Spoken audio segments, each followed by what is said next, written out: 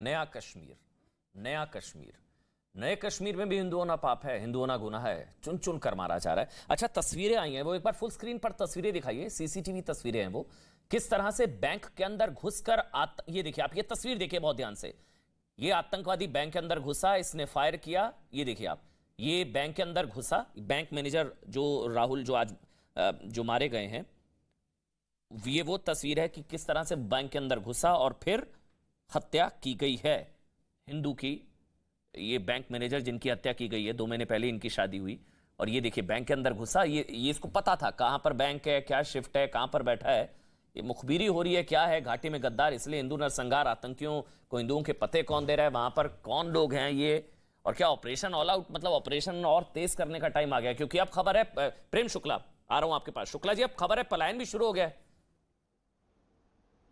डर के, क्योंकि ये तो एक मतलब आतंक का चक्र बन, खबरें फैलाए जाने की कोशिश हो रही है। अच्छा बोलिए शुक्ला जी। नहीं, पलायन की खबरें भी और अफवाहें भी फैलाए जाने की कोशिश हो रही है।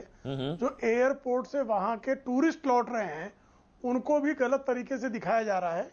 ये सत्य है कि वहां आतंकवाद की पुनर्वापसी का भारी प्रयास आतंकवादी कर रहे हैं, लेकिन आतंकवादियों को जिस तरह से चुन चुन कर ढूंढ कर मारा जा रहा है, उसके कारण आतंकवादियों के आका भी हैरान परेशान हैं और वो किसी तरह से टारगेटेड किलिंग करके भय का माहौल पैदा करना चाहते हैं।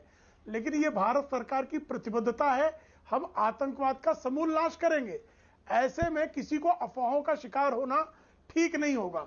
लोग तो चाहते ही हैं, कांग्रेस भी ये चाहती रही कि घाटी से हिंदुओं का पलायन हो जाए, सिख वहां से निकल जाए और जिहादी शक्तियां वहां प्रबल हो जाएं, वहां हर जुमे की नमाज के बाद आईसिस के झंडे लहराएं, वहां पथराव हो। चूंकि अब पत्थरबाजी घटनाएं 95% कंट्रोल हो गई हैं, आईसिस का झंडा दिखाई नहीं देता, तिरंगा ध्वज जो है वो कश्मीर में फहराया जा रहा है और गांव गांव गली गली फहर रहा है।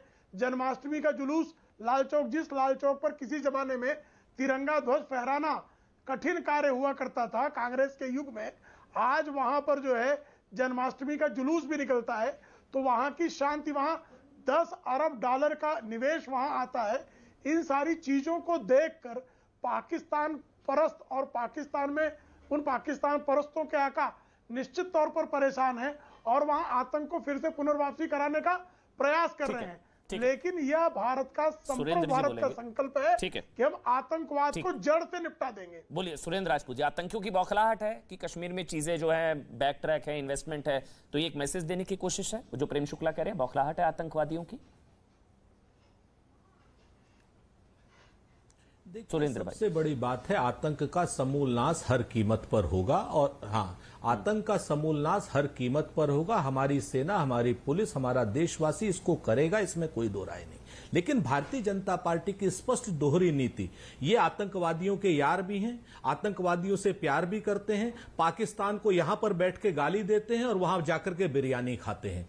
आईएस के जिसके झंडे की बात, आईएसआई को पठानकोट में बुला करके ये लोग वहां से कभी जिंदगी में 70 साल में आईएसआई हमारे हिंदुस्तान में नहीं घुसी। हिंदुस्तान में घुसी तो नरेंद्र मोदी जी के निमंत्रण पर घुसी है, पठानकोट की जांच करने के लिए। आपके सामने है, ये मैं नहीं कह रहा हूं। सच बात यह है, आतंकवादियों को छोड़ने का और उनको 90-90 लाख डॉलर देने का काम भारतीय जनता पार्टी की सरकार और कंधार में जाकर के छोड़ के आते हैं ये लोग। आतंकवादियों में रूबिया सईद की जिस समय क्या नाम रिहाई के नाम पर 5-5 आतंकवादियों को इन्होंने छोड़ा और उस वक्त गृह मंत्री थे रूबिया क्या नाम सईद के पिताजी मुफ्ती मोहम्मद सईद साहब, और क्या नाम सरकार को समर्थन कौन दे रहा था? भारतीय जनता पार्टी। सच बात यह है कि भारतीय जनता पार्टी सिर्फ और सिर्फ चैनलों पे, इनके समर्थक अशोक पंडित जैसे लोग चैनलों पर चिल्लाने का काम करते हैं और कुछ नहीं काम करते कि भारतीय जनता पार्टी वोट कैसे बटोरे कश्मीर के नाम पर, वोट कैसे बटोरे कश्मीरी पंडितों के नाम पर। उनका काम नहीं करना। 5000 मकान अगर मनमोहन सिंह सरकार बना दी तो मनमोहन सिंह मैं आपको टोकता नहीं, लेकिन ये जो आपने टिप्पणी अशोक भाई पर करी है ना, वो क्या झेल रहे हैं आपको पता है?